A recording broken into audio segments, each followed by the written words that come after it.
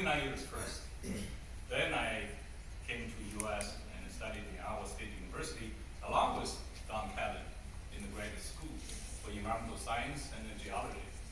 And then came here to work for GZ Geo-Environmental, which is a large national company for environmental consulting. Then I started DAKOTA Intertech 25 years ago with the help of actually Paul Herbert. He gave us some work. Then we two companies kind of merged together. Maybe actually worked from Sturgeon first, and then came to us. No, I actually came in. Directly to us? Directly, yeah. Paul Herbert recommended me to you. Which is about 18 years ago. Yeah. So Don has been with me from graduate school times of 30-some years ago, 32 years ago, until now, almost always with me. So when I met him, he was a youngster with a newly married wife, and just beginning his professional career. And now he's with me still, just about to retire together. So I was indebted to you. So he knows more about environmental issues than I do, because I'm more about telling people the stories. He's getting things done. So together, we organized a company to deal with environmental consulting, phase 1, phase 2 studies, all the way to remediations. So we delivered altogether, we deliver about $5-6 million a year for the past 20-some years. So it's over $100 million, not 100 million years. So it's quite an arduous process.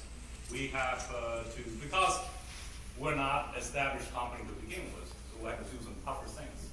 So we have to give people in-depth studies that are more to the bottom of the story than others. So people will use us over and over. Some of the clients use us from the very beginning to today, such as some of the difficult clients, like Frank Jufrey brothers. We did a lot of their distressed properties purchasing. So in our eyes, it's distress. So the seller wants to sell anxiously, but we tell him how distressed that is. So he bought it, and then now he's worth several $100 million. So there's a lot of, it's exciting for the buyer to get into this environmental issues, because it's opaque, it's hard to see through. And then how do you start with? You start with phase 1 first. And then basically it's about documentation studies. It's about investigations without taking any samples. It's dictated by ASTM, like a national standard. So we can't just do whatever we want to do. There's a national standard. We follow the standard. And we will generate a report usually pretty quickly. Don, how fast do we usually generate that? About a week? I think our 1 week to 2 weeks is our typical time. Our You can be faster sometimes. Our best record is we went to North Dakota. We were called on Friday afternoon. They needed a closing on Monday. They needed an environmental report, which is pushing it. But yeah, the ASTM standard has a certain things you have to do and must do them. You can't fail to do them. So we were able to fly out over the weekend, get most of the stuff done, and then there's courthouse and documentation that need to be done during business hours. So we were able to do that on Monday, and we're able to finish writing the report, which we've written over the weekend, and get it back in time for the closing on Monday. So yeah, that's a 1-day phase 1. That's kind of exceptional. If you use us as our services, don't wait till the last day, please. But yeah, and we all enjoy satisfying clients' immediate needs. So we will charge it up. Like Don, he's never 8-hour guy, and so is Mindy. So most of the DAKOTA's employees, we have over 10 employees, sometimes more, sometimes less.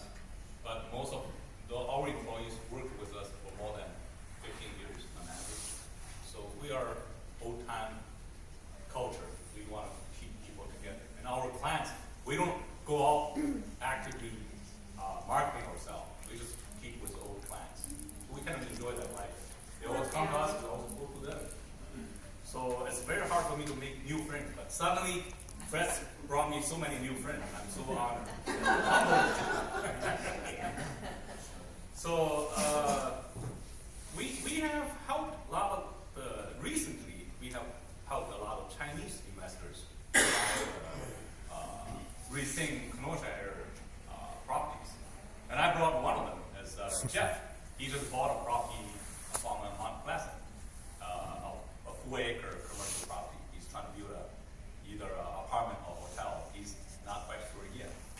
mean, it's coming. And then I have another member who was in our Wisconsin Chinese Chamber of Commerce who just bought about 12 properties from Racine and one from Kenosha. So that's just the two that I closely work together, but there's more. And I also helped a group of investors, Chinese investors, to buy, that's back to earlier days, to buy a property along with Vanguard. I'm sure most of you guys heard about Vanguard. Kenosha property that has a TCF bank, Pick and Save, and 2 apartment buildings. One built, the other one halfway built, and declared bankruptcy. So we bought that because there's environmental distresses. So I did study to convince the investors that, hey, it's not that bad. That's why you got the deal. We bought it for $50-some per square foot. It will cost about $150 a build. You can't make a mistake on that. And it's almost all leased out. So we bought I was in group of several investor groups, including sometimes with Scott Roblinski's group, LCF, and LCF, forgot. But anyways, a lot of environmental issues is beneficial to the buyer sometimes. But as a company, we carry $5 million professional liability insurance. So the report we charge usually is about $2,000. If it's a regular property, not like a golden book publishing company, that's huge. So that we charge a little more. And then when you pay in the environmental report, you basically bought an environmental insurance. If there's any problem, you can always come back to sue us. How come you didn't find it, right? Obviously, based on documentation, there's a problem from neighbor's property. There's a gas station leaking, it's a Superfund site. Now I can't sell it. So we have to be responsible for that. So we take very serious jobs. It's not like a sitting there just right. It's about the whole property history, the whole environmental issues around the property. We think how many miles? It depends on what contaminant, what the problem is. It goes from a quarter mile all the way up to 1 mile. Yeah. Depending on what the site is. So sometimes you bought a great property, but your neighbor is having a plume flowing into your property. That could really damage your capability to sell the property for good returns. So there's a lot of risk. And then the other thing we have is that we're also a remediation company. So when we have issues, we found out through the phase 1 study, half of the way through phase 1 studies, we can suggest to the owner or buyer to say, hey, we should do limited sampling to do a phase 2. We call that limited phase 2, which is not a comprehensive phase 2. But then we give you a report called phase 1 with a limited phase 2 study report.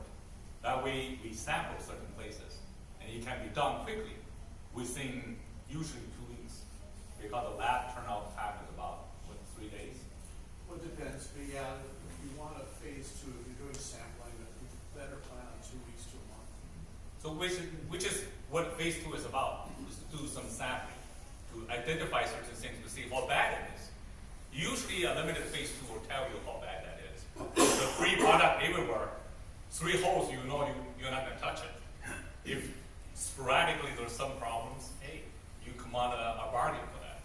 So that's where, if you realtors are fully armed with this knowledge, you can make a deal a little bit easier. And then for us, we can tell people if there's environmental problems, especially large commercial property, we can tell them how much it takes to resolve it. And we come up with our bonding capabilities. We are financially fairly strong, so we can see up to $5 million we can bond it. We say, we guarantee this problem will go away for $500,000. And we come up with a bond. Our bonding company will write a bond to it. And you can bring that to the bank and say, hey, they guaranteed it. This is their bond. If there's a problem they can't deliver at a certain time, you can call their bond. And the bonding company is not going to pay just $500,000. They pay whatever it takes to solve the problem. We're unique in that arena because most of the companies, consulting companies, won't have that capability. They can't tell you all the way through how much it will cost you on the bottom line. They may give you an estimate, but they're not going to give you a bond with a solid delivery question, germane to this, I think. In big company, or big transactions, also small transactions, where we run, I think several people in here have dealt with downtown properties, where you have a retail space and residential upstairs. And some of those are old and have oil tanks in them. We have Johnson Bank in Racine, makes a lot of loans downtown, and they've begun waiving phase one environmental impact studies. Or no, Don? No, I don't know. Oh, okay. I think that, you know, on a couple of them that I've kind of bounced off of, they didn't require it. Yeah. And and maybe they do in most cases. However, the question is always, you know, how much? What's the problem and how much to correct it? How much to make it go away? And if you could give some of the warning signals for smaller, almost like borderline residential properties, oil tank situations, and I happened to run in one time a terrible experience with a property that had been a dry cleaner, and situations like that. So if I could call you and say, well, I think there was a dry cleaner on this spot at one time, what do you think the problems are going to be? Because that ribbons out all over. There's liability throughout the neighborhood, I think. Well, any commercial property, especially dry cleaner, you usually always have some problems. And the state has a fund to clean it up, but the state fund pays very slowly, very cumbersome, takes a long time to get reimbursed. Well, that's just one example, but going back to your first question, some of the banks are waiving phase ones, but they better go to phase two directly. Because if they waive phase one, they're taking a huge risk. We're talking about $2,000 most of the cases, right? To save the $2,000, you're running potentially several $100,000 risk. Because some of the USD, one USD leakage, state has a budget for $1 million cap to remediate, which means there's a one USD that could cost the owner $1 million in the state eyes. That's what they pay up to the most. Sometimes it costs more. So why would you take the risk? For $2,000, you waste $1 million down the road. The landowner is always first and foremost responsible for any contamination of the property, and that's where the phase ones first came into being. ASTM developed a standard for that based on the Superfunds Act of 1980 circular, trying to give an innocent landowner defense. So if you follow the phase one correctly, do exactly what they say, you've done your due diligence, and that protects the landowner. Usually banks, I mean, that might be an exception for some properties, but on a commercial property, usually banks do require a phase one just to see exactly what's there. A dry cleaner is actually a good example. That's always a problem. Those are kind of dangerous contaminants. They're called chlorinated solvents, and they're denser than gas Heavier and than water. petroleum. Goes They go all down. the way down. They go straight down, so the contamination becomes deep. And once you hit a bedrock water table, it can become very serious indeed. We've had dealt with Superfund sites like that. They start out with a dry cleaner, they've gone in the bedrock aquifer for miles, and then that's been a major problem. So usually banks don't have that kind of tolerance for risks. So, insofar as like a mixed-use commercial property, when you're dealing with some things that Chris was asking about, what some signs are. Everybody's worried about tanks in the basement, oil tanks, but in truth, those are called above ground tanks. They have a different set of standards, even though they're below ground in the basement. It's not considered that way. That's actually not that big a deal, unless the whole floor is black with oil. There's all sorts of cracks in the We really foundation. But problem. yeah, otherwise that can be done very, very inexpensively and relatively quickly. There's not that many. There's regulations. When I say there's not that many regulations, I was about to say it's compared to other things.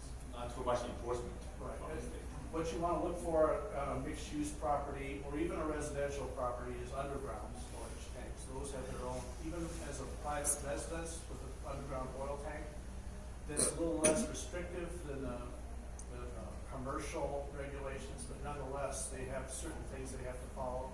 And that could actually wind up in some problems, particularly if it's an old tank. There's going to be some sort of leakage and there's going to be some action. What about asbestos? I'm sure you're Asbestos aware of is, it. that's beyond the ASTM when they require, that's something to remember. ASTM requires a physical inspection, but lead paint and asbestos are outside the scope of a normal ASTM. So if you're in an old building, that from your just judgment, you say pipe wrap is a good example. That's like flaking and it looks like it's pretty old. You need to ask for an asbestos inspection as well as an ASTM phase one. Some of the commercial properties, because of the asbestos problem, it's a negative value. Because it costs you probably $300,000 to abate, but the property may be worth only $200,000. So I'm sure you heard stories a lot too.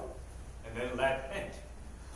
Lead paint may not be as bad of a problem, but once you demolish it, every piece has to go to landfill. And that's now $60, $70 a ton. Just tipping fees, but yeah, it's up to $75 or $80 per ton. And in a light wooden building, if your owner or your potential purchaser is having to bear those costs and it turns out to be lead paint, then that can be a very appreciable cost. So what we can recommend is that if we do phase one, and then through the phase one process, we suspected lead and asbestos, we should do sampling right away. That will make it phase one with limited phase two. If there's a tank removed already, we can document the tank is removed, but we should take a sample on the bottom of the tank, just in case there's something left, or in case the previous report is not reliable. So we recommend phase one with the option for limited phase twos, which cost maybe a couple $1,000 more, but then you have a sure feeling about what you're dealing with. And that is part of the actual phase one. We are required as environmental professionals to make a recommendation whether or not the sufficient research has been done during the phase one process, which is largely, it's an inspection, but it's largely a document research. And that shouldn't be underplayed because usually on these older commercial properties, they've already been through a kind of series of environmental investigation before, so usually that's very well documented, so you can find out potential problems from that. But once we do both the documentation and our physical inspection, we are required to tell you either yay or nay, and it's laid out for us, nice and neat for the ASTM standards. Like I say, it's a standard that everybody through the nation follows, therefore you can, one is going to be the same as another despite writing style. So you have to say, you know, that the Bureau of Indian Land Management records come up with X number of things and so on. So we tell you if you need to be worried about it. Even if asbestos and lead are outside the realm, we can say that. But normally consultants, ourselves included, suggest that we think there's other things you better be concerned about here as a potential purchaser, for example. You better have asbestos or lead paint survey done. Yeah, through the past years, we helped, like one of the plants I can see is Frank Jewelry, to buy about 20 some distressed properties. And they all end up to be good returns. So he got some of the $1 purchases that were $10 million. So it's a great opportunity. Somebody's problem is your opportunity. But you need experienced eyes to look into it, rather than getting blindly into it and then end up in a Superfund site. So that will exhaust everything you have. Question? Oh yeah. Question about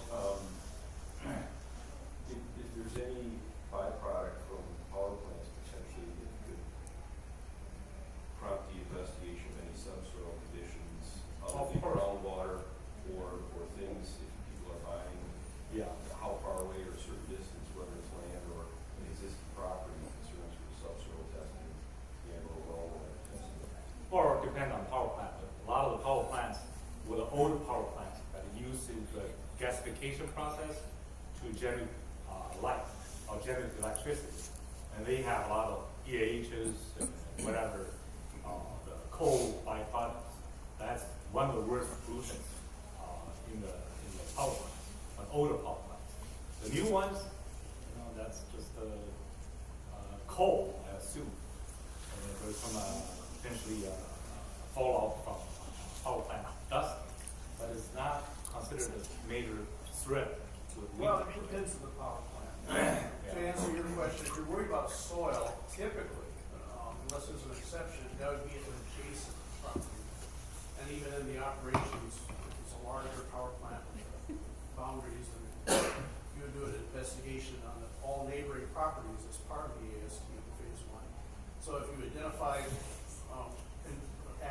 activities that might impact the environment right on the border, that would be more of a concern, but if it's further back in the soil, it would not be a concern. You worry about PCBs in the soil, there's a lot of transformers that are stored, and there's a lot of activities involving PCBs at older power plants. And if you go back far enough, it would have been said, coal gas is a real big problem. That creates quite a few Superfund sites. Water should always be investigated if there's been a history of a problem with a power plant. And if you do a phase one, you'll find out that almost all power plants have some sort of problem with them. Even just the storage of coal does release their pHs, as he said, those are minor leakage. They're not a huge concern to the DNR, but even the most minor concern to the DNR still costs $20,000 or $30,000 or minimum just to close the site and have no problems. Even if you don't have problem, you take the samples, you tell the DNR to close it, they think you back and forth, as you said. If you can close it for $20,000, you're lucky. Could easily run for $100,000. We try to, because we're more of a mediation-minded people, we try to close the site the shortest time, cheapest possible, because it's our byproduct. We don't make money from it. Otherwise, some of the consultants can divide that into 10 phases, into 10 years process.